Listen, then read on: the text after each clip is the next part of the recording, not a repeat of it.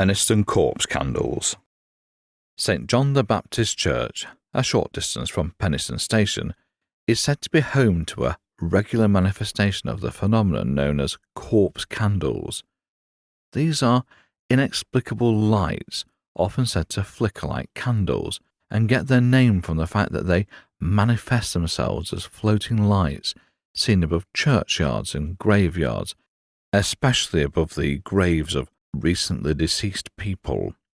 Some say they are the spirits of the dead come back to earth to light their way to the afterlife, whereas the most commonly held belief is that they're an omen of impending death and tragedy. They were first recorded as seen back in July 1793. A curate at St. John's Church, heading home after a late night of bookkeeping, spotted a white glowing light rising up from one of the graves. It then danced around the graveyard before returning to the grave it had risen from. The next day, the grave the light had risen from had to be opened for, sadly, a young boy had died.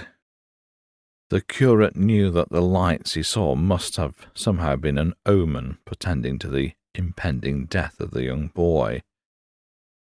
There have been many other sightings of corpse candles at St. John's Church over the years.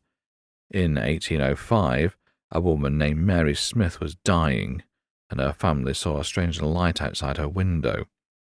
The light was described as being yellow and flickering, and it was said to move around the room. Mary Smith died shortly after, and her family believed that the light they had seen was a corpse candle, foreshadowing her death. In 1820, a group of people were walking by the churchyard late at night when they saw a strange light floating above one of the graves. The light was white and flickering, and it seemed to be moving slowly toward the church. The group watched in amazement as the light disappeared into the church. The next day they were excited to tell their friends of the encounter when they heard some shocking news. There had been a fire in the village the night before, and it had claimed 6 lives. Realizing that what they'd seen wasn't a will-o'-wisp at all, but instead a corpse candle, they thought back on their sighting and shivered. Another sighting occurred in 1846 when a group of people saw a corpse candle hovering over the grave of a young woman who had recently died. This corpse candle was said to have followed the group of people as they walked away from the grave, before disappearing into the night. Whether you believe in corpse candles or not, there's no doubt that they are a fascinating phenomenon. These mysterious lights have been seen for centuries, and they continue to capture the imaginations of people all over the world. One of the more infamous stories of corpse candles at St. John's Church is the story of the death of William Shaw. Shaw was a local farmer who died in 1854. On the night after his funeral, a group of people saw a light hovering over his grave. The light was said to be so bright that it could be seen from several miles away. The next day, Shaw's body was exhumed, as the light had caused so much anxiety around the village. It was discovered that he had died of a heart attack, but it was also clear that he had been accidentally buried alive. There were marks on his hands that showed he had been trying to claw himself out of his coffin. The doctors who examined his body said that he had died so suddenly that he had not even had time to close his eyes. His death, or rather the true cause of his death, was understandably hushed up, but had the corpse candle not been spotted, the truth might never have been known.